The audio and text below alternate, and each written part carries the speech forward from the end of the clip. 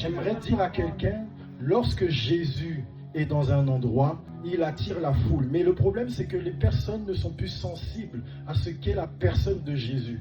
La vérité, c'est que les gens ne voient plus Jésus comme il doit être vu.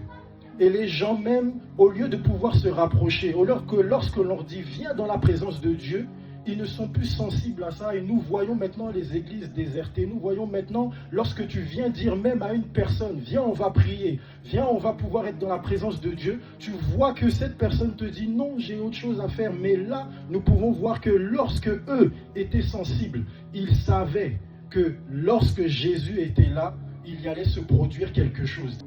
Ces personnes étaient tellement sûres, ils avaient tellement la foi, ils étaient tellement persuadés, ils étaient tellement enivrés, en feu. Ils savaient que lorsqu'ils allaient rencontrer le Maître, il allait se passer quelque chose.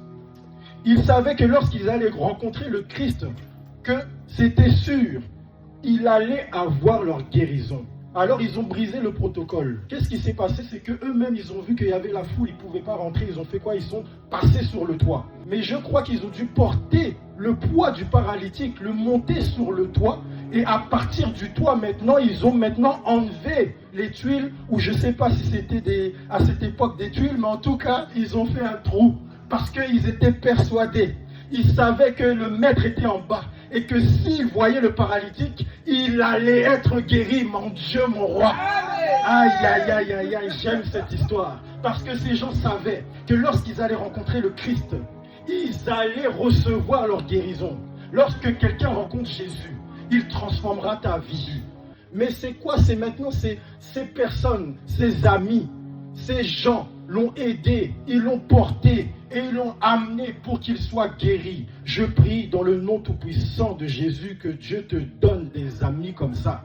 Que Dieu te donne des amis que lorsque maintenant tu es en mauvais état, ils te disent ben viens, on va à l'église, on va prier.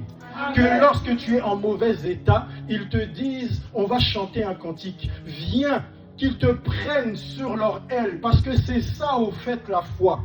La foi ne se vit pas seule. Amen. Oh mon Dieu. La foi en elle ne se vit pas seule, mon bien-aimé. Beaucoup de gens pensent qu'ils peuvent y arriver seuls. Lorsque tu es en mauvais état, il y a de ces personnes, ces frères et sœurs qui sont là pour que tu puisses te relever. Mais tu ne peux pas rester seul. Tu ne peux pas rester tout seul parce que si ce paralytique était seul, jamais il n'allait pouvoir aller voir Jésus. Voilà pourquoi il faut que tu encourages un frère, une sœur qui est en mauvais état, que tu sois cette personne qui l'amène près du Christ.